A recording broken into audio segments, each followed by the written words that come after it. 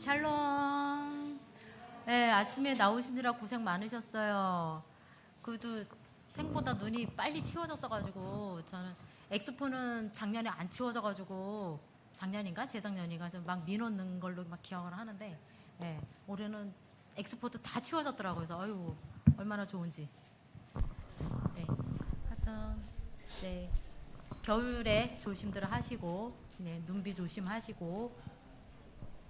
네, 기도드리겠습니다. 하나님 감사합니다. 주님께서 함께 해주셔서 우리의 삶의 모든 것들을 인도하여 주시고 언제나 함께 해주시는 하나님 감사를 드립니다. 오늘 여전도의 협의의 주일, 언제나 여전도의 주일 주님께서 함께 해주셔서 언제나 우리 여전도의 회원들 모두가 하나님 앞에 진실된 마음으로 그리고 충성된 마음으로 하나님의 일을 감당하기에 부족함이 없는 우리 모두가 될 수 있도록 하여 주시옵소서. 이 시간 곡조 있는 기도로 나아가고자 하오니 하나님 홀로 영광 받아 주시옵소서. 예수님의 이름으로 기도드립니다. 아멘. 네. 오늘 찬양은 되게 진짜 오랜만에 불러보는 찬양들이에요. 저 어렸을 때부터 교회 다녔었던 분들은 아실 테고 아니면은 네, 한 20년, 10년 전 그때부터 다니셨던 분들은 잘 모르실 수도 있는 찬양입니다. 그래도 옛날 기억을 잘 생각하시면서 찬양 드리겠습니다. 언제나 내 모습.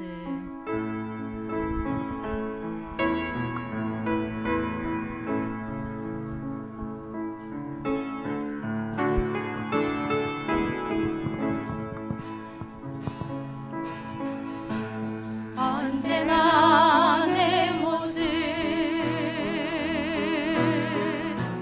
너무나 부끄러워 무릎으로 주님께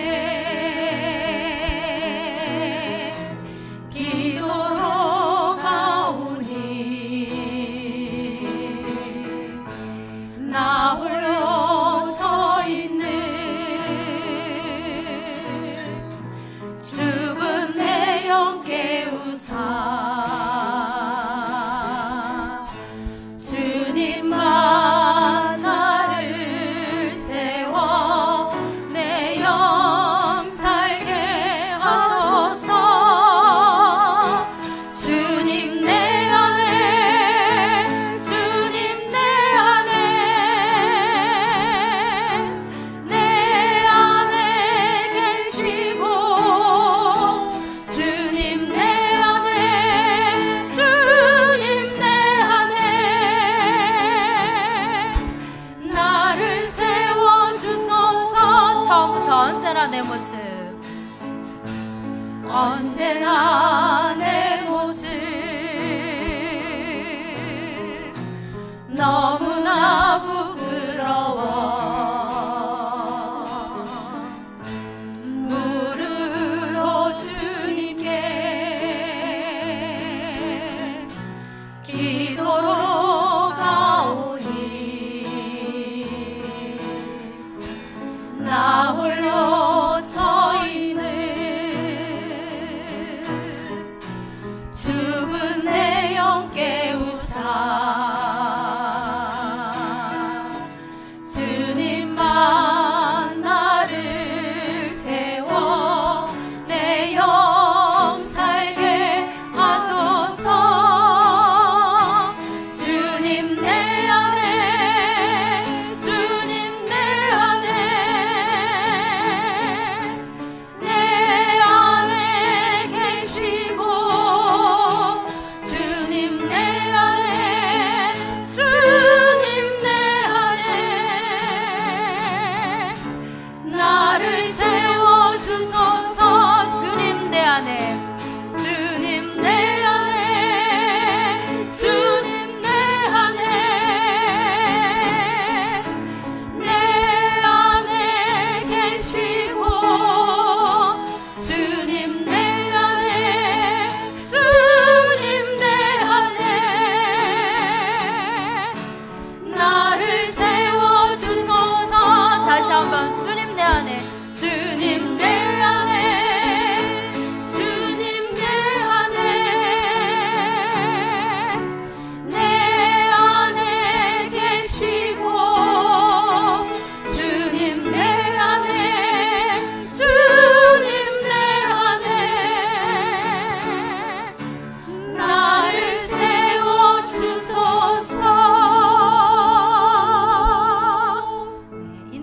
모습 그대로 주는 알파와 오메가 주님의 시간에 연이어서 찬양드립니다.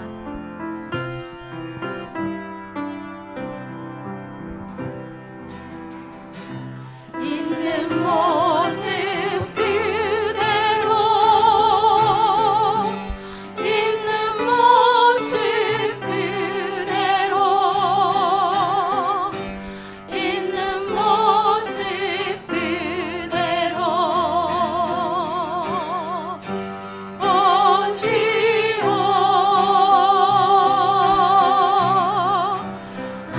하나님은 당신이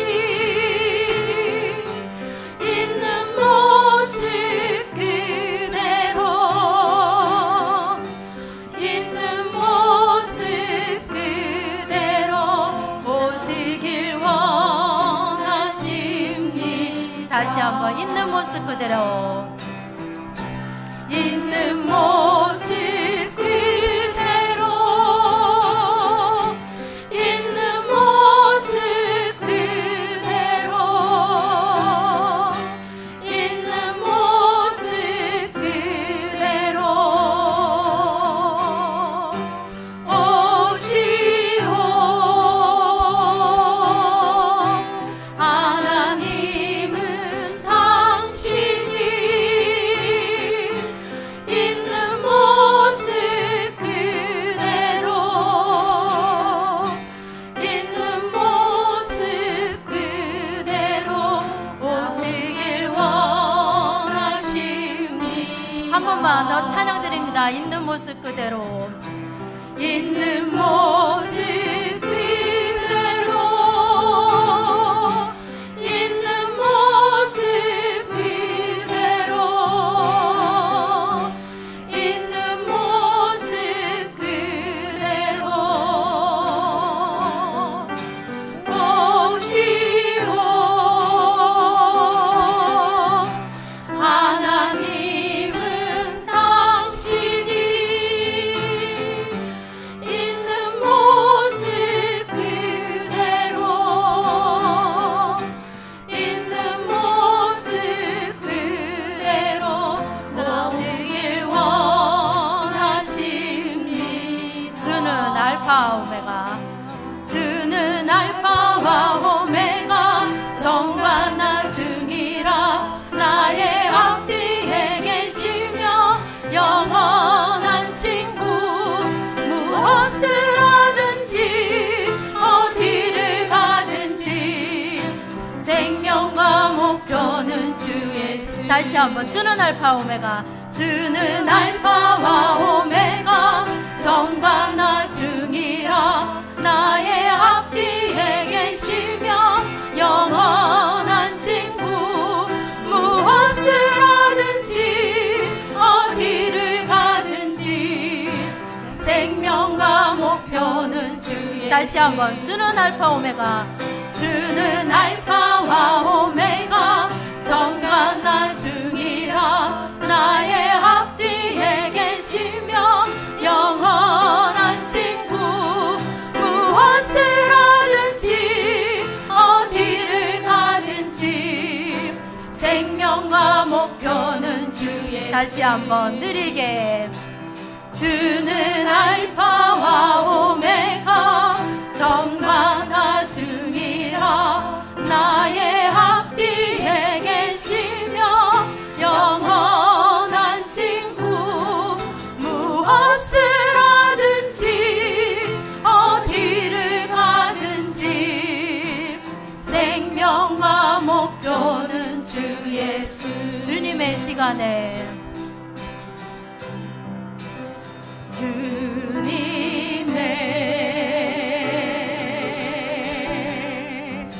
시간에 그의 뜻이 이루어지리 기다려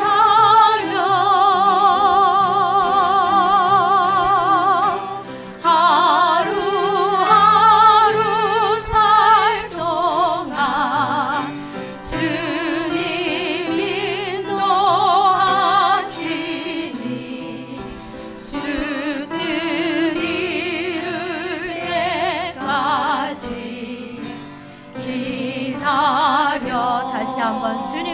시간에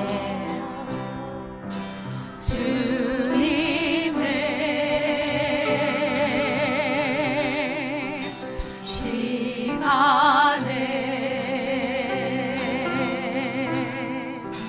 그의 뜻이 이루어지니 기다려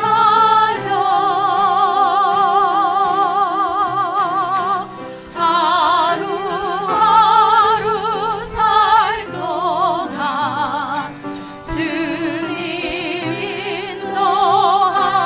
인도하시니 주 뜻 이룰 때까지 기다려 그때를 기다려 그때를 그의 뜻 이루어지리 기다려 주의 뜻 이루어질 때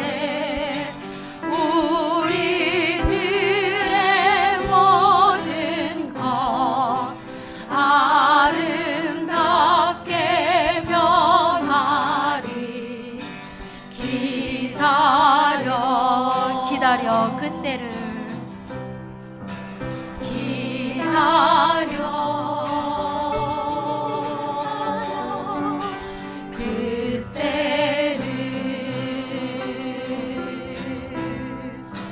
그의 뜻 이루어지리 기다려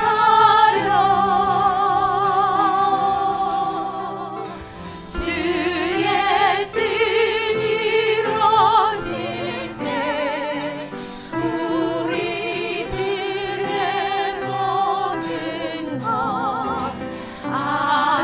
아름답게 변하리 기다려 다시 한 번만 기다려 그때를 기다려 그때를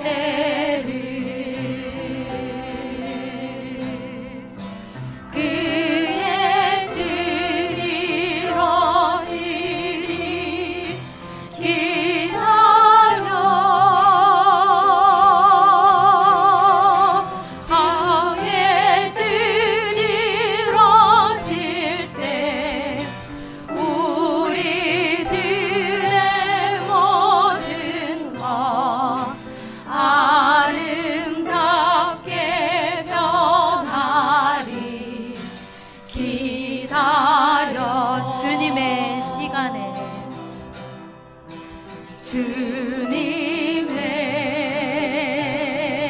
주님의 시간에 주의 뜻 이루어지리 기다려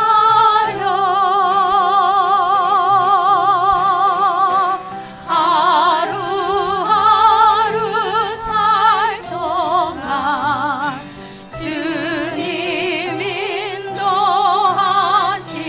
인도하시니 주 뜻 이룰 때까지 기다려 하루하루 살 동안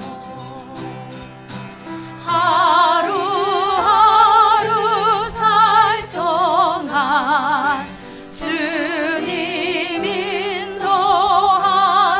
인도하시니 주 뜻 이룰 때까지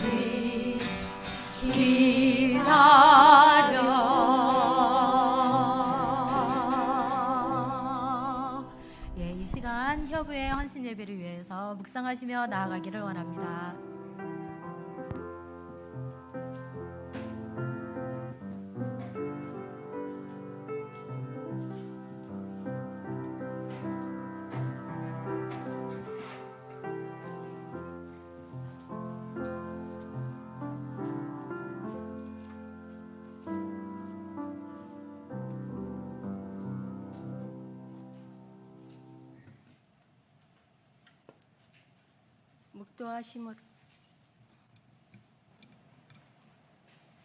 묵도하심으로 1월 셋째 주일 여전도의 주일 오후 찬양 예배 여전도의 협의회 중한 헌신 예배를 하나님께 드리겠습니다.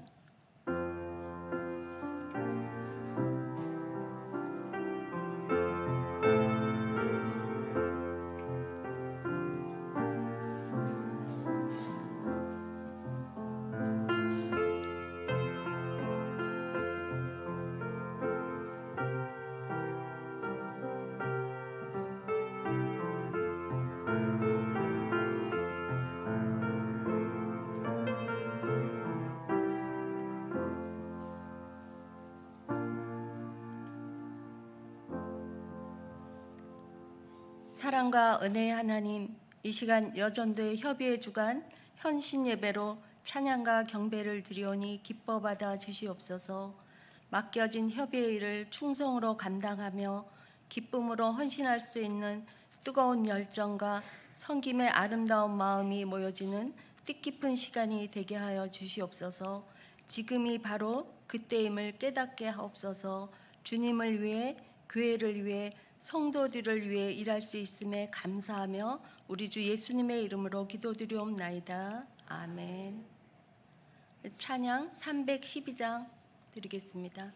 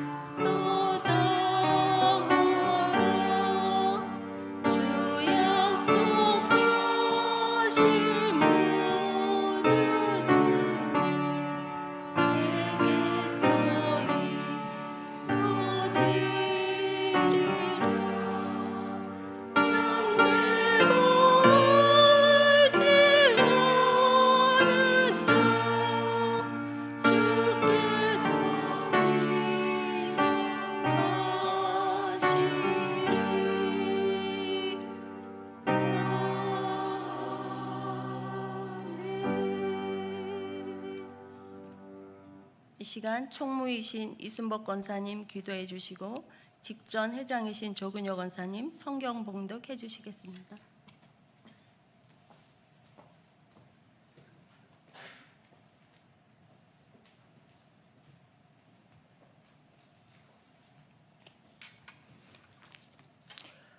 우리의 아버지 주님이시여, 1월 셋째 주 여전도의 헌신 예배를 드리고 있습니다.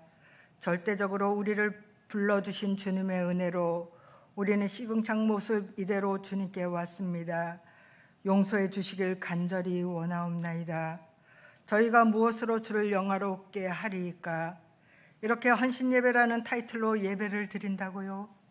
특별한 시간을 만들어 헌신을 다짐한다고요? 습관적으로 주님을 부른다고요? 헌신과 마음 중심을 온전히 드리는 신앙가정에 물결이 출렁일 때도 있고 베데스다 연못가에 들어가야 할 때도 있고 신발 두 짝으로만 강야를 헤맬 때도 있습니다. 주님의 뜻과 다른 엇박자 신앙을 함부로 고백하고서 헌신한다고 맘대로 행동하지 않게 하시고 행동하지 않게 우리를 불쌍히 여겨 주시옵소서. 주님 말씀을 잃어버리지 않고 언젠가 이 세상에서 지워질 내 이름도 내세우지 않고 오직 성령님에 의지하고 성령님의 역사를 바라보며 성령님으로 인하여 주님의 일을 성실히 수행하도록 인도하여 주시옵소서. 다달이 12달 매일매일 365일 주께로만의 신앙과 마음 닿은 헌신의 땀방울로 주님 이름만 드높이게 해 주시옵소서. 주님의 보혈의 피는 아무도 몰라줬지만 우리의 작은 냉수 한 그릇도 주님이 기억해 주시니까요. 우리 구주 예수님의 이름으로 기도드립니다. 아멘.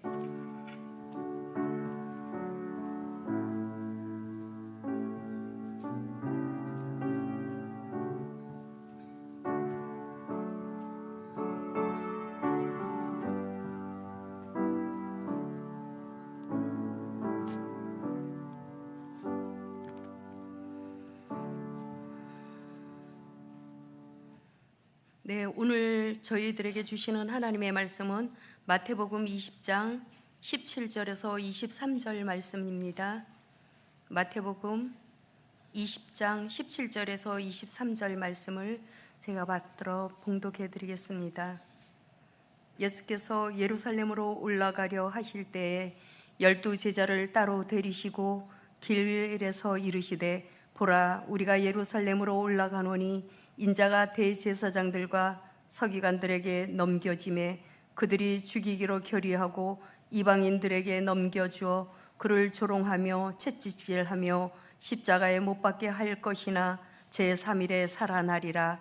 그때 세베대의 아들의 어머니가 그 아들들을 데리고 예수께 와서 절하며 무엇을 구하니 예수께서 이르시되 무엇을 원하느냐. 이르되 나의 이 두 아들을 주의 나라에서 하나는 주의 우편에 하나는 주의 좌편에 앉게 명하소서. 예수께서 대답하여 이르시되 너희는 너희가 구하는 것을 알지 못하는도다. 내가 마시려는 잔을 너희가 마실 수 있느냐. 그들이 말하되 할 수 있나이다. 이르시되 너희가 과연 내 잔을 마시려니와 내 좌우편에 앉는 것은 내가 주는 것이 아니라 내 아버지께서 누구를 위하여 예비하셨든지 그들이 얻을 것이니라. 아멘.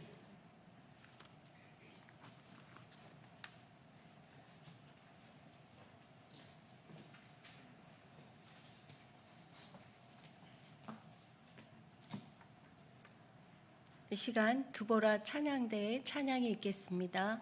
찬양 후에 목사님 말씀이 이어지겠습니다.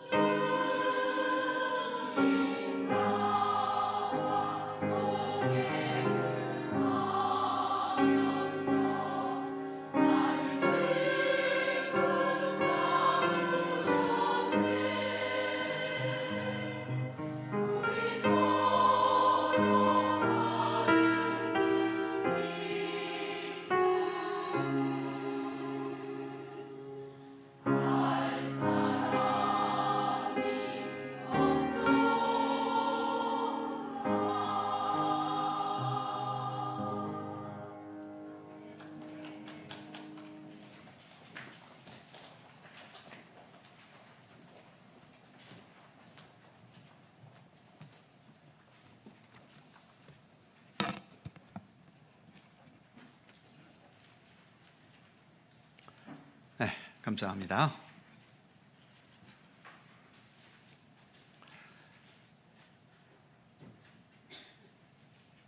진도대로 나가는 본문이 여전도의 헌신 예배와 또 연관되는 부분들이 많이 있어서 나가던 진도를 계속 나가고 그 부분에 여전도의 헌신 예배에 주시는 메시지를 같이 생각해 보려고 합니다. 자, 벌써 마태복음이 90번째, 90번째 시간입니다. 마태복음이 28장까지 있으니까 마지막까지 가면은 한 120회 정도까지 가지 않겠나 하는 생각도 듭니다. 자, 오늘 전체의 제목이 예수의 길, 섬김의 길입니다. 오늘도 우리가 헌신 예배를 드리는데 헌신이라는 것은 글자 그대로 헌은 드린다는 것이고 신은 몸이겠지요. 내 몸을 드리는 것입니다. 누군가에게 헌신한다는 것은 그 헌신으로 인해서 내가 얻을 수 있는 이득과 또 어떤 그 헌신의 즐거움과 이런 것을 계산하면서 헌신할 수는 없습니다. 예를 들면 우리가 자식을 키운다. 참 부모로서 굉장한 헌신이지요. 물론 어느 순간은 자식을 키우는 즐거움도 있고 기쁨도 있는 것은 사실이지만 그거 다 계산하고서 이러니까 내가 자식을 낳아야 되겠구나. 그렇게 해서 자식 낳고 기르지 않습니다. 그냥 자식을 낳아야 하니까 그렇게 혼인해서 자식을 낳고 너 낳게 되면 이 자식을 기르는 게 즐거울지 괴로울지 그거 생각하지 않고 그냥 하나님께서 주신 내 자녀이니까 그 자녀를 위해서 내 모든 시간과 경제력과 모든 것을 그렇게 쏟으면서 자녀를 기르는 겁니다. 그렇게 열심히 길러서 자식을 기른 보람을 느낄 때도 있고 또 어떤 부모님은 그렇게 애를 써도 자식이 바른 길을 가지 못하고 엉뚱한 길로 가게 될 때에 그 헌신에도 불구하고 마음이 아프고 더 안타까울 때도 있는 거죠. 우리가 헌신 예배를 드린다면 그 헌신은 다른 누구에게가 아니라 바로 우리 주님께 헌신하는 것 아니겠습니까? 즐겁게 헌신할 수 있는 사람도 있습니다. 정말 헌신하는 그 자체가 기쁨이고 즐거움이고 또 우리 주님과 소통도 잘 되고 늘 헌신을 그렇게 즐겁게 할 수 있으면 참 좋겠지요. 그런데 때로는 이 헌신이 우리에게 오히려 고통이 될 때가 있습니다. 우리 예수님께서 하나님의 뜻을 이루시기 위해 이 땅에 내려오셨는데 그런 면에서 예수님의 모든 삶은 한평생 하나님께 헌신하셨던 삶이라고 할 수 있죠. 예수님께서 항상 기쁨으로 헌신하셨을까요? 매일매일 하루를 시작할 때마다 오늘도 내가 하나님의 뜻을 위해 헌신하는구나, 기쁨이로다 하면서 기쁘게 하루를 시작하시고 또 하루를 마칠 때 내가 오늘도 하나님을 위해 모든 것을 헌신했으니 이 얼마나 기쁘랴. 그리고 희죽희죽 웃으시면서 그날 밤을 늘 보내셨을까요? 그러신 적도 많이 있겠지만 어찌 보면 그러신 날보다는 그렇지 않은 날이 훨씬 더 많으셨을지 모릅니다. 특히 십자가를 앞두시고 그 이전 며칠 동안 예루살렘에 올라가셔서 이제 마지막 일주일을 보내시고 이제 금요일 십자가에 달리시는 그 순간에 한 걸음 한 걸음 나아갈수록 그리고 마지막 목요일 날에는 밤을 새워서 기도하셨지 않습니까? 아버지여 이 잔을 내게서 옮기시옵소서. 그러나 내 뜻대로 마시고 아버지의 뜻대로 하시옵소서. 그러니까 십자가를 향해 가시면서 그 전날 밤은 정말 잠도 안 오실 정도로 그래서 밤을 새워 기도하실 수밖에 없도록 예수님도 아주 큰 고민과 갈등을 안고 그렇게 헌신의 길을 가셨던 겁니다. 그래서 헌신을 하나의 어떤 그 낭만으로 또 기분 좋으면 하고 싫으면 말고 하는 또 잘 풀리면 기쁨으로 하고 안 풀리면 에이씨 내가 뭐 이러려고 헌신하나 하면서 그냥 쉽게 집어던져 버리는 이러한 식의 헌신의 태도는 어찌 보면 예수님 앞에서는 너무 부끄럽고 또 헌신이라고 이름 붙이기에는 참 좀 그런 면들이 많이 있죠. 자, 바로 오늘의 본문이 예수님께서 예루살렘에 올라가신다는 말부터 시작이 되고 있지 않습니까? 자, 17절 같이 읽죠. 17절 시작. 예수께서 예루살렘으로 올라가려 하실 때에 12 제자를 따로 데리시고 길에서 이르시되, 자, 예루살렘에 올라가신다. 이 예루살렘은 그 당시 유대인들의 수도지요. 비록 나라는 로마의 치하에 있었지만 그래도 여전히 예루살렘에는 예루살렘 성전이 있고 정치적인 모든 것이 이 예루살렘에 다 집중되어 있는 거지요. 예수께서 예루살렘에 올라가시는 것과 그리고 다른 제자들이 예루살렘에 올라가면서 머릿속에 가지고 있는 생각이 전혀 다릅니다. 자, 지금 읽은 17절에서 17절 마지막 부분에 12 제자를 따로 데리시고 길에서 이르셨다. 그러니까 예루살렘으로 올라가고 있는 그 길가에서 지금 오늘 제자들이 말씀하신 거지요. 자, 유인물을 같이 볼까요? 1번에 예루살렘에 올라가노니, 가로 1번에 보시면 길에서 이르시되, 길이라고 하는 것은 거기 설명해 놓은 것처럼 현재 목표를 향해 가시는 중입니다. 예루살렘은 예수님의 마지막 목표이지요. 그런데 그 밑에 가로 2번에 보시면 어떤 목표인가? 예수님은 무엇을 목적으로 지금 예루살렘에 가고 계시는 것인가? 그것이 18절과 19절입니다. 18절, 19절 같이 읽죠. 시작. 보라, 우리가 예루살렘으로 올라가노니 인자가 대제사장들과 서기관들에게 넘겨짐에 그들이 죽이기로 결의하고 이방인들에게 넘겨주어 그를 조롱하며 채찍질하며 십자가에 못 박게 할 것이나 제3일에 살아나리라. 아멘. 자, 이 말씀은 마태복음에서 예수님께서 세 번째로 순환을 예고하신 말씀입니다. 유인물 보시면 동그라미 1번에 첫 번째 순환 예고는 16장에서 있었고요. 또 두 번째 순환 예고는 17장 22절, 23절에서 있었지요. 그리고 세 번째 순환이 바로 오늘 본문 20장에서 세 번째 순환 예고의 말씀이 있습니다. 동그라미 2번에 보시면 어떤 순환의 과정인가? 먼저 인자가 넘겨진다. 권세자들에게 넘겨지고 그들은 예수님을 죽이기로 결의하게 되고 또 그 다음에 이방인에게 넘겨 조롱과 채찍을 받게 되고 그리고 십자가에 못 박히게 되고 그러나 제3일에는 또 다시 살아나신다 라고 하는 이 과정을 예수님께서 쭉 말씀하신 거지요. 남들은 지금도 우리의 자녀들이 속초에서 학교를 졸업하면 다 어디로 갑니까? 서울로 제일 많이 가지요. 원주로 가고 춘천으로 가고. 속초에서는 별로 젊은이들이 할 것이 없기 때문에 더 나은 삶을 위해서 큰 대도시로 갑니다. 예수님 당시라고 달랐겠습니까?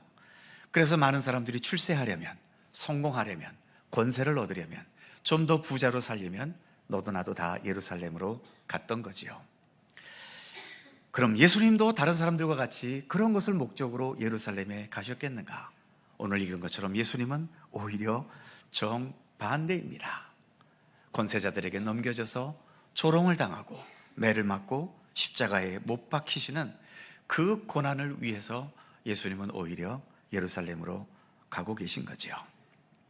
그래서 그 다음 가로 3번에 보시면 행복과 번영과 평안과 형통만을 기대하는 신앙은 예수님을 받아들이기 어렵다. 다시 말씀드리면 예수 믿어서 어떻게 좀 팔자 좀 고치고 내 소원을 좀 성취해보고 내가 바라고 원하는 어떤 인생의 목표를 성취해보고 싶은, 그래서 인생의 주인은 여전히 내가 되고 예수님은 내 인생의 그 성공을 위해서 나를 돕는 분으로 그대로 두고 있는 한 예수님과 교류하기는 어렵다는 거지요. 겉으로는 예수를 믿고 있지만 속으로는 예수가 아닌 나를 믿고 있는 것이고, 예수님은 그저 나를 돕기 위한 내 밑에 있는 것에 불과한 모습일 때가 많다라고 하는 겁니다.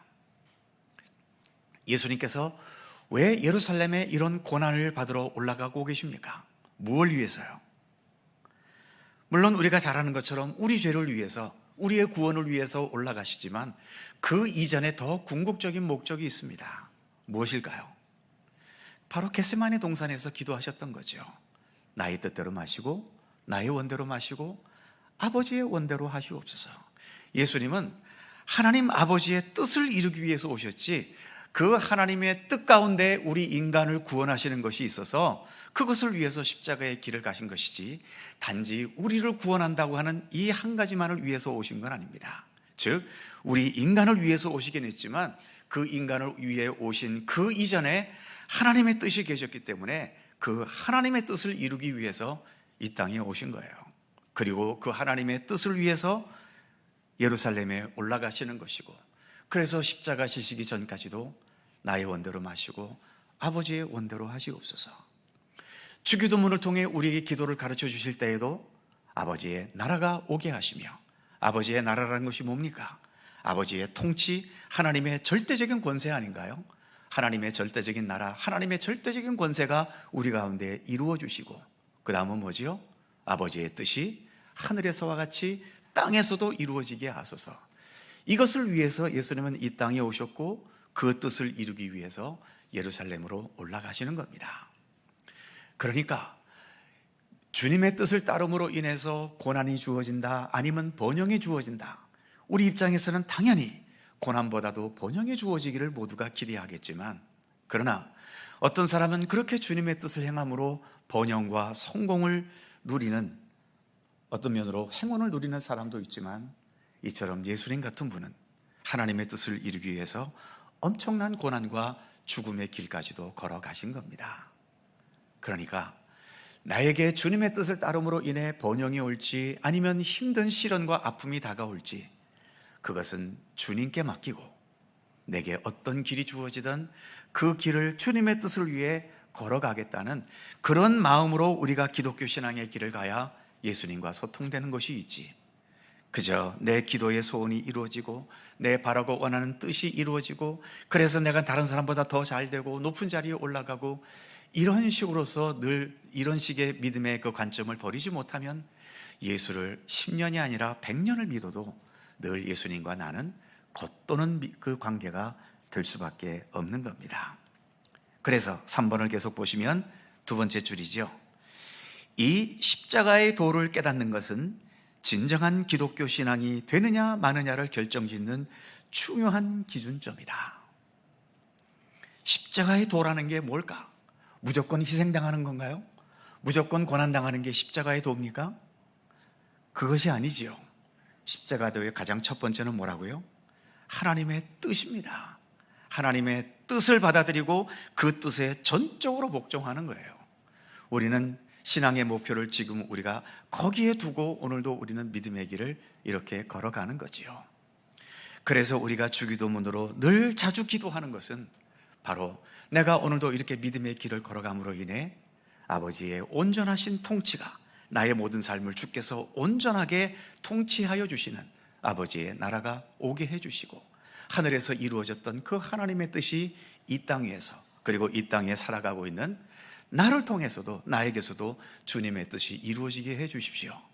이것이 우리가 기독교 신앙을 가지면서 가야 할 믿음의 길인 겁니다. 헌신이라는 것도 무슨 많은 일들을 감당해서 열심히 하는 것도 중요한 헌신이지만, 그 헌신의 중심 속에 이처럼 나의 뜻이 아니라 주님의 뜻을 이루어 주시옵소서 하는 이러한 믿음의 중심이, 그리고 주님의 뜻을 이루기 위해 내가 번영의 길이 됐든 아니면 시련과 아픔의 길이 됐든 주님께서 나로 하여금 살아가게 하시는 그 삶을 나는 끝까지 성실히 살아가겠다라고 하는 그 중심을 붙들고 나아가는 거지요. 그것이 진정한 헌신의 중심이고 또 바탕이 되어야 하는 겁니다. 자, 이렇게 해서 예수님은 오히려 고난을 위해서 올라가시는데, 그 다음 절에 보면 이 제자들은 전혀 생각이 다르지요. 자, 20절입니다. 20절 말씀 같이 20절, 21절 두 계절을 같이 먼저 읽어보죠. 시작. 그때에 세베대 아들의 어머니가 그 아들들을 데리고 예수께 와서 절하며 무엇을 구하니 예수께서 이르시되 무엇을 원하느냐 이르되 나의 이 두 아들을 주의 나라에서 하나는 주의 우편에 하나는 주의 좌편에 앉게 명하소서. 자, 20절을 다시 보면 세베대의 아들들의 어머니가 데리고 와서 예수께 와서 그 다음에 뭐 했죠? 절했어요. 예수님이 수많은 사람을 만났지만 예수님 앞에 그렇게 절하는 사람은 많지 않았습니다. 그러니까 요 모습 자체로 보면은 이 세베대의 이 아들들의 어머니는 아주 경건하고 예의 바르고 또 겸손한 것처럼 그렇게 보이죠. 그러나 그런 외적인 겸손 속에는 뭐가 들어있습니까? 내 자식 제일주의의 이기적인 생각이 그의 머릿속에는 가득 차 있습니다.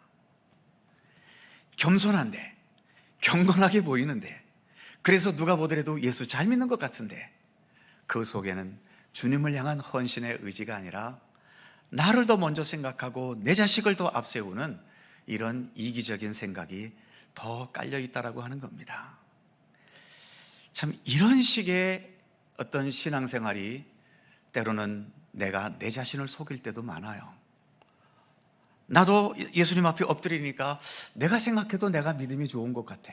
또 다른 사람들이 보기에도 어우 저 사람 예수님 앞에 저렇게 겸손히 엎드리는 거 보니 믿음이 좋아. 그러다 보니 내 속에 있는 그런 이기적인 욕망은 잊어버리고 있으면서도 그것이 없다고 생각하고 겸손한 그 하나만 보면서 나도 믿음이 좋고 남도 인정하고 하면서 스스로가 스스로를 속이는 거죠. 자, 어쨌든 그래서 21절에서 예수님께서 무엇을 원하느냐라고 묻지요. 그럴 때에 이제 그 본색이 드러납니다. 나의 두 아들을 주의 나라에서, 그러니까 이 세베대 아들들의 어머니는 예수님께서 이제 예루살렘에 올라가시면 주의 나라를 예수님께서 온 세상 모든 권력을 잡으시는 그런 메시아가 되셔서 이 세상 모든 것들을 전부 예수님 발 아래 무릎 꿇게 하는 이제 그런 세상이 될 것을 기대했던 모양이지요. 이제 그래서 주님께서 혹시 정권을 잡으시면 내 두 아들을 하나는 주님의 좌편에 하나는 우편에 앉게 해 주십시오. 이 요청이, 이 세베대 아들들의 요청이 잘못됐습니까? 요청 자체는 잘못될 게 없지요. 뭐 바라고 원하는 것, 뭐 누구든지 소원은 가질 수 있고 또 그래서 소원을 간구할 수는 있습니다. 그런데 문제는, 자, 유의 물어볼까요? 이번에 세베대의 아들은 예수님의 제자인 요한과 야고보지요.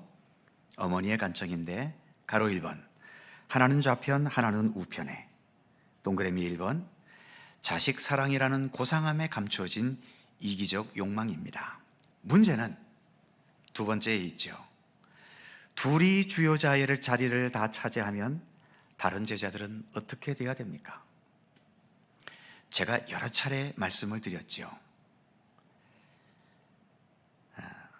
뭐 대학 입시 때라든지 또 이제 뭐 선거철이 곧 다가오겠습니다만 기도할 때에 우리는 기도할 수밖에 없겠죠. 하나님, 내 자식 이번에 꼭 대학에 들어가게 해 주십시오. 당연한 기도이고 부모로서 자식이 대학 입시를 앞두고 있는데 이렇게 기도하지 않을 부모가 누가 있겠어요? 그런데 늘 말씀드리지만 그 기도에는 무슨 기도가 들어가 있다고요? 하나님, 내 자식이 대학에 입학되기 위해서 누군가 한 놈은 반드시 떨어지게 해 주십시오. 이 기도가 그 기도 속엔 담겨 있는 거예요. 그렇지 않습니까? 누군가가 대신 떨어져 주지 않으면 내 자식이 어떻게 대학에 들어가겠어요? 그러니까 부모로서는 할 수밖에 없는 기도인데도 한 번쯤은 생각해 보시고 드리셔야 될 기도라고 하는 거죠. 무턱대고 내 자식이니까 잘 돼야지 하는 이런 강박관념 속에서 무조건 기도할 것이 아니라 우리가 그래도 예수 그리스도를 따르는 그리스도인들이라면 이러한 기도는 한 번쯤은 생각해보고 드려야 되는 겁니다. 그래서 제가 여러 차례 말씀드렸잖아요. 마음속으로는 내 자식이 꼭 붙어야 되겠지만 그래도 기도할 땐 어떻게 기도하라고요? 하나님, 이번에 내 자식이 대학 입시를 치릅니다. 최선을 다하게 해주십시오. 그리고 붙든 떨어지든 이 시험을 통해서 땀의 수고가, 이 땅에서 수고하며 산다는, 그리고 어떤 목표를 가지고 산다는 그 삶의 중요성을 한 번쯤 깊이 깨닫게 해주십시오. 정정당당하게 시험 보게 하시고 남의 것 컨닝하지 않게 하시고 요령을 부리지 않게 하시고 그동안에 공부해왔던 그 모든 결과들이 정직하게 나타날 수 있도록 하나님 함께 해주십시오. 그리고 이 아들 붙든지 떨어지든지 이 자식의 앞날을 하나님께서 인도해 주십시오. 붙으면 붙은 대로 그 대학에 공부하면서 그의 뜻과 목표를 주님의 영광을 위해 이루어가게 하시고, 실패했다면 또 그 실패 속에서 다시금 새롭게 도전하든지 아니면 어떤 다른 좋은 길을 찾아서 그의 인생이 더 보람이 있고 의미 있게 펼쳐가게 해 주십시오. 차라리 이렇게 기도하시면 하나님께서 훨씬 더 기쁘게 들으시면서 응답해 주실지도 모르겠어요. 헌신이라는 것은 나를 높이는 게 아니잖아요. 헌신은 높이는 게 아니라 오히려 낮아지는 것 아닙니까? 그래서 우리는 뭔가를 위해서 헌신한다고 할 때 자꾸 그 헌신의 중심 속에 내가 들어가 있게 되면은 나로서는 열심히 하는데도 그 결과가 그렇게 좋지 못할 때가 많습니다. 우리가 참 부족한 인간들이기 때문에 같이 주님의 일을 행하면서도 서로가 이렇게 부딪히는 일들이 없었으면 참 좋겠는데, 그래도 우리가 또 이렇게 부족한 인간들이 되다 보니까 좁은 안목 속에서 서로가 생각이 다르고 의견이 달라서 충돌을 일으킬 때가 있죠. 이렇게 한 교회 안에서 우리가 주어진 직분을 따라서 또 여기 예전도회 안에서 같이 일하면서도 때로는 속상할 때가 있고 또 때로는 분쟁할 때가 있고 때로는 이를 통해서 마음의 상처를 겪을 때도 있습니다. 어쨌든 그 모든 바탕 속에 그런 다툼이 일어나는 가장 첫 번째 이유는 헌신을 하면서 나를 내려놓지 못하기 때문이죠. 내 주장대로 돼야 되고 내 뜻대로 돼야 되고 내 생각이 가장 옳은데 왜 내 생각을 안 받아들이고 다른 생각으로 저렇게 할까 하는 이제 이러한 것들이 우리로 하여금 내 자신을 내려놓지 못하게 하는, 그리고 내가 나이도 많고 경력도 많고 모든 면에서 내가 앞서가고 있는데 왜 내 말을 안 듣고 이렇게 하는가, 이런 그런 모습으로 나타나기도 하지요. 우리 교회도 이렇게 20여 년의 역사 속에서 그 역사를 이렇게 돌이켜보면 정말 우리가 하나 된 가운데서 큰 보람과 기쁨과 즐거움이 있었던 그런 적도 있지만, 또 그렇지 않은 어떤 그늘 속에서 여러 가지 아픔과 눈물과 또 서로 간의 심한 분쟁과 이런 역사들도 사실은 많이 있었잖아요. 그런 우리의 과거를 돌이켜볼 때에 무엇이 우리로 하여금 그렇게 분쟁하게 하고 다투게 했는가? 결국은 모두가 우리는 교회를 사랑하고 하나님을 섬긴다는 이 헌신을 앞세우고는 있지만, 오늘 이 세배대의 아들들의 어머니처럼 그 바탕 속에는 정말 주님의 뜻이 아니라 여전히 내 자신 또는 어떤 나와 함께 하고 있는 이런 몇몇 그룹의 어떤 이기적인 그러한 것들이 여전히 그 바탕 속에 깔려 있었지 않았겠는가 하는 것을 한 번쯤은 우리가 겸손히 돌아봐야 하는 거죠. 진정한 헌신은 가능하면 자신을 내려놓기를 힘쓰는 겁니다. 거기에서 같은 헌신이 모아지면서 더 큰 헌신으로 나아가는 발판이 될 수 있는 거죠. 그래서 아까 읽었던 동그라미 2번을 다시 보면, 둘이 주요 자리를 다 차지하면 다른 제자들은 어떻게 돼야 되는가? 그러니 이 말을 들었을 때에 다른 제자들은 당연히 화가 나지요. 그러니 제자들 공동체 12명밖에 안 되지만 그 12명 사이에서도 또 얼마나 신경전이 벌어지고, 그래 네가 앞서 내가 앞서 하면서 또 거기에서 얼마나 많은 경쟁심으로 또 서로가 자존심 싸움을 벌였겠습니까? 그래서 예수님께서 이제 22절에 답변을 하시죠. 22절과 23절을 같이 읽죠. 시작. 예수께서 대답하여 이르시되 너희는 내가 구하는 것을 알지 못하는도다. 내가 마시려는 잔을 너희가 마실 수 있느냐? 그들이 말하되 할 수 있나이다. 이르시되 너희가 과연 내 잔을 마시려니와 내 좌우편에 앉는 것은 내가 주는 것이 아니라 내 아버지께서 누구를 위하여 예비하셨든지 그들이 얻을 것이니라. 아멘. 자, 이것이 예수님의 답변입니다. 먼저 22절 첫 부분에 너희는 너희가 구하는 것을 알지 못하는도다. 이 세베대 아들들의 어머니는 간절한 마음으로 예수님께 와서 절까지 하면서 구했겠지요. 그런데 예수님은 그 간구에 대해서 너희는 지금 구하는 것을 알지 못하고 있구나. 기도가 뭔지를 모르는구나. 또 헌신 예배하는 우리들을 향해서는 너희는 헌신이 뭔지를 잘 모르는구나. 이렇게 주님은 지적하고 계시는 거죠. 그러면서 내가 마시려는 잔을 너희가 마실 수 있느냐? 자, 유인물을 보지요. 가로 2번이죠. 예수님의 잔. 예수님의 마시려는 잔은 어떤 잔이죠? 고난의 잔이고 치욕의 잔이고 더 나아가 죽음의 잔입니다. 그 밑에 동그라미 1번 보면 마실 수 있겠느냐? 그랬더니 뭐라고 답해요? 마실 수 있나이다 하고 장담하며 말하지요. 그래서 거기에 보시면 인간의 자신감의 함정입니다. 자신이 있는데 인간의 자신감에는 큰 보이지 않는 함정이 있다는 거죠. 가장 대표적인 것이 베드로의 장담이죠. 베드로도 이제 예수님과 마지막 시간에서 다른 사람들은 다 배신할지라도 나는 주를 배신하지 않겠나이다 하면서 장담을 했잖아요. 죽을지언정 배신하지 않겠나이다. 그런데 결국 어때요? 베드로는 제일 심하게 배신을 했지요. 어떤 성경에는 예수님을 모른다고 그냥 부인한 게 아니라 저주를 하며 부인했다고 할 만큼 도대체 예수님을 저주하면서 부인한 것이라면 무슨 말을 도대체 하면서 부인을 했던 것일까요? 아무튼 그렇게 가장 먼저 무너져 버렸습니다. 두 번째 동그라미 보시면 예수님의 고난을 또 예수님의 헌신을 너무 낭만적이거나 고통의 실상을 모르는 순전하고 탁상공론적인 결심이 아니겠는가. 그래서 우리가 우리의 헌신이 더 진실하고 참된 헌신이 되려면 그래서 예수님을 더 배워야 됩니다. 예수님께서 행하셨던 것, 말씀하셨던 것, 우리에게 삶으로 보여주신 그 모든 것들은 우리는 앞으로 더 열심히 배워가야 하는 거죠. 그리고 3번에 있는 것처럼 내가 주는 것이 아니라 아버지께서 예비하신 대로 주신다. 그러니까 너의 두 아들이 내 좌우편에 앉을지 말지는 내가 결정할 문제가 아니고 하나님께서 결정하실 문제다. 그러니까 어떤 사람은 하나님의 뜻에 따라서 예수님 좌우편에서 권세와 힘을 가지고 또 하나님의 뜻을 이루어갈 수도 있겠지만 그러나 나 예수는 그렇게 하지 않고 나는 십자가의 길을 갈 것이다. 고난의 길을 갈 것이다. 그렇게 말씀하고 계시잖아요.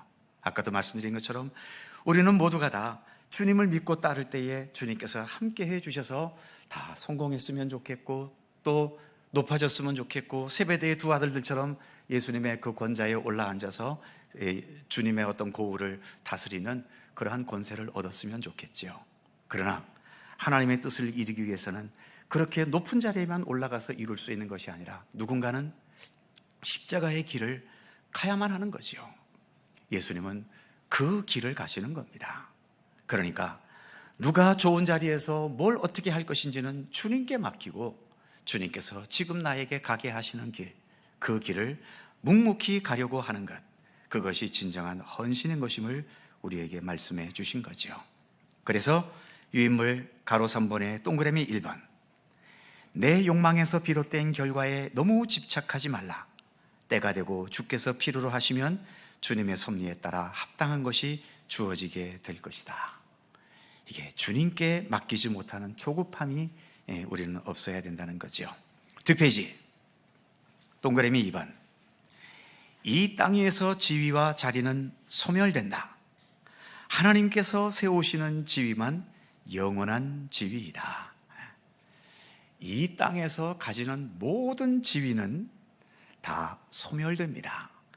아무리 교회에서 제가 목사고 장로고 권사고 이렇게 직분도 있지만 이 직분도 어디까지나 이 땅에서나 의미가 있지 천국에 가서도 제가 목사겠습니까? 하나님 나라에 이르러서도 여러분들이 권사나 장로이겠습니까? 이것은 이 땅에서의 지위와 자리예요. 하나님 나라에 가면 모든 것은 다 던져버립니다. 하나님께서 세우시는 지위는 영원한 지위이지요. 그렇다면 하나님께서 세우시는 지위는 딱 한 가지입니다. 무엇일까요? 바로 그리스도인, 다른 말로 표현하면 하나님의 자녀, 하나님의 백성, 이것만이 하나님께서 세우신 영원한 지위입니다. 그 외에 모든 직책이나 직분이나 세상에서 얻은 명예와 권세도 이 땅에서만 필요한 것이기 때문에 주님의 나라에 갈 때는 다 버리고 가야 될 것들이지요. 그러니까 헌신하면서 그런 어떤 세상적인 지위를 생각하고 세상적인 명예를 생각하고 세상적인 인기를 생각하며 헌신하려 한다면 그 헌신은 실패입니다. 그저 내가 하나님의 자녀이기 때문에 주님의 백성이고 그리스도를 따르는 그리스도인이기 때문에 오직 주님만을 따라서 모든 일들을 하겠다는 그러한 자세로 헌신의 길을 가게 될 때에 그게 진정한 헌신일 수 있음을 말씀해주고 있는 거죠. 자, 마지막으로 정리합니다. 3번, 여전도의 헌신 예배에 주시는 교훈. 1번 같이 읽습니다. 시작. 예수님은 십자가를 위해 예루살렘으로 가시려 했고 제자들 중에는 높은 권세를 기대하며 예루살렘으로 가고 있다. 한 공동체 안에서 같은 방향을 가지만 그 목적과 의미가 이렇게 서로 정반대일 때도 있다.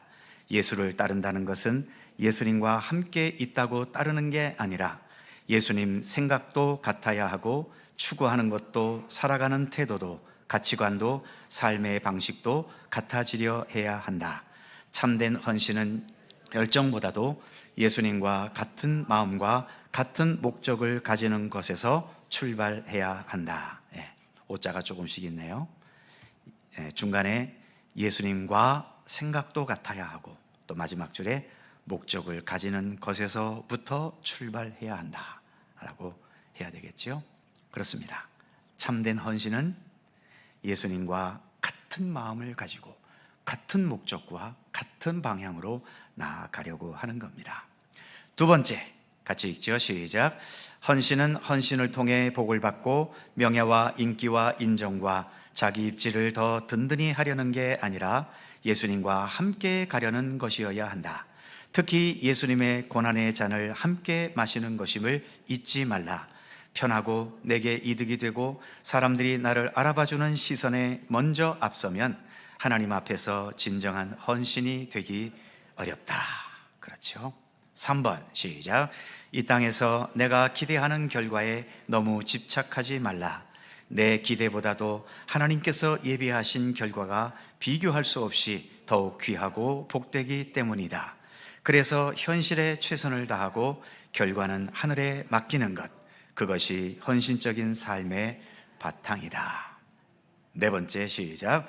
경쟁과 대결이 아닌 협력과 지원, 주장이 아닌 섬김과 봉사, 내 중심이 아닌 서로를 배려하는 따뜻함, 그리고 권위적인 태도보다는 겸손한 태도, 이것이 헌신자의 기본 자세이다. 아멘.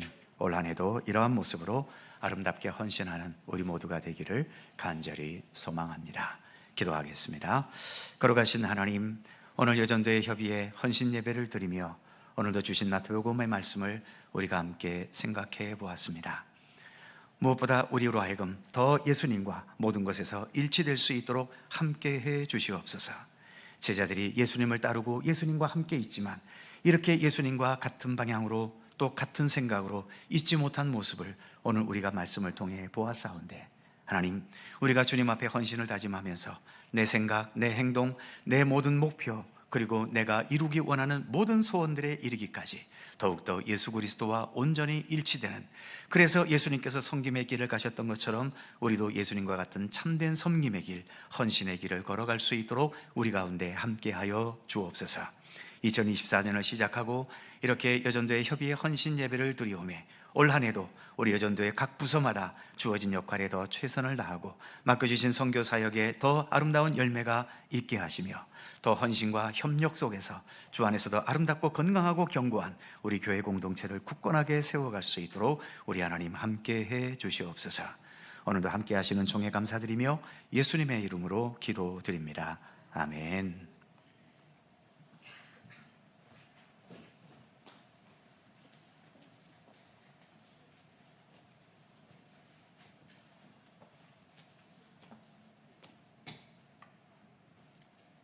찬양 325장 부르면서 준비하신 예물 드리겠습니다.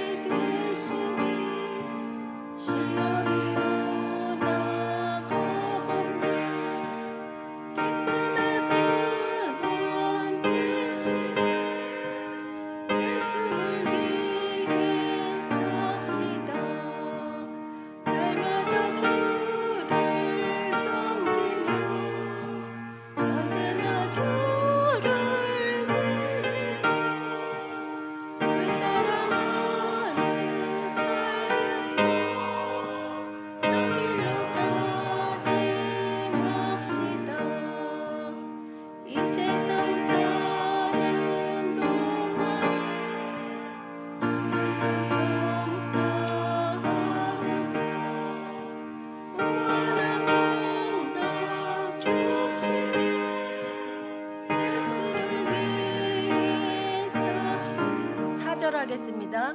주께서 섬기며 언제나 주를 기리고 그 사랑 안에 살면서 한 길로 가지마.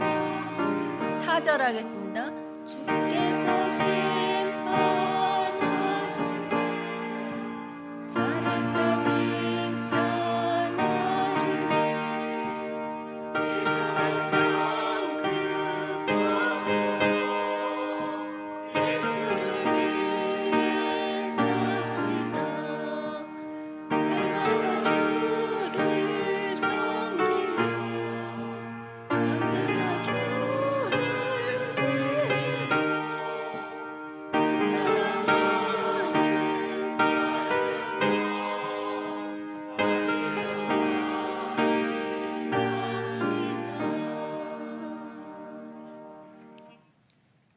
이 시간 드려진 예물을 위해서 협의회계 안금성 권사님께서 봉헌 기도해 주시고 나머지 순서는 담임 목사님께서 해 주시겠습니다.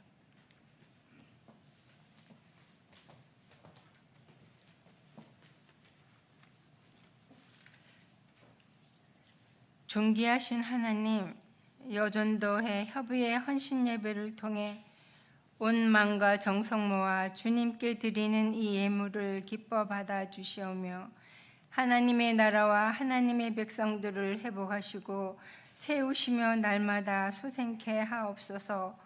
예물을 드리는 손길마다 감사의 조건과 은혜가 충만하여 기쁨의 제사가 되게 하시며 암울한 이때에 선한 사마리아인으로 살아가기에 부족함이 없이 하옵소서. 사랑과 은혜가 풍성하신 예수 그리스도의 이름으로 감사하며 기도드리옵나이다. 아멘.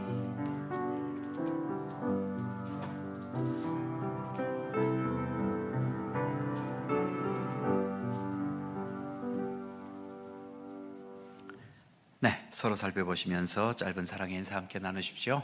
한 주간도 건강하게 평안하게 잘 지내시기 바랍니다. 주님의 은총이 함께 하시기를 빌고요. 자세한 교회 소식은 주보를 참조하시기 바랍니다. 또 올 한 해 동안 각 부서 여전도회에서 또 변함없이 헌신해 주시고 또 수고해 주셔서 교회가 더 편안하고 또 아름다운 교회로 함께 설 수 있기를 소망합니다. 당회원들께서 잠시 목양실에 모여주시기를 부탁드립니다. 53장 찬송하시고 예배를 마치죠.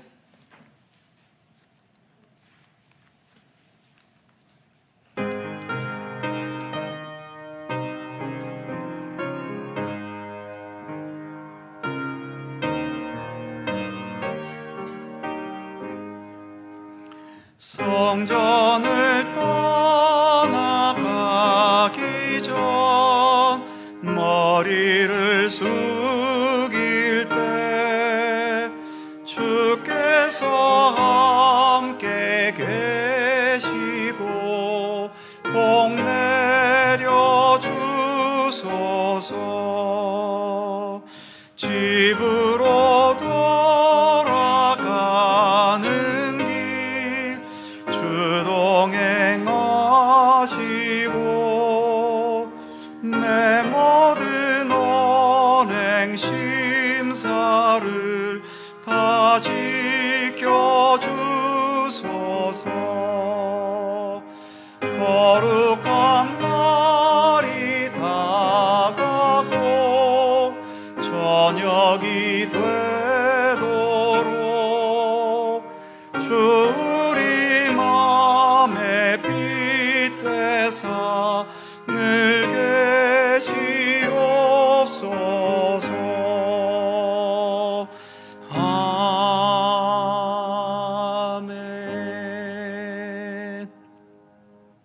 우리 주 예수 그리스도의 은혜와 아버지 하나님의 넓고 크신 사랑하심과 성령님의 교통하심이 오늘 여전도의 주일 오후 예배를 여전도의 헌신 예배로 드리면서 우리 협의회를 비롯하여 7개의 모든 여전도회가 올해도 먼저 주 안에서 하나가 되고 또 협력하고 섬기고 주님 주시는 선교의 사명과 교회를 위한 모든 역할들에 언제나 최선을 다하여 하나님의 선한 역사를 우리 교회 가운데 또 우리의 삶 가운데 나타내며 살아가기를 소원하는 우리 모든 여전도회원들 머리 위에와 주님의 몸된 교회 위에 언제나 함께 하시기를 간절히 축원하옵나이다.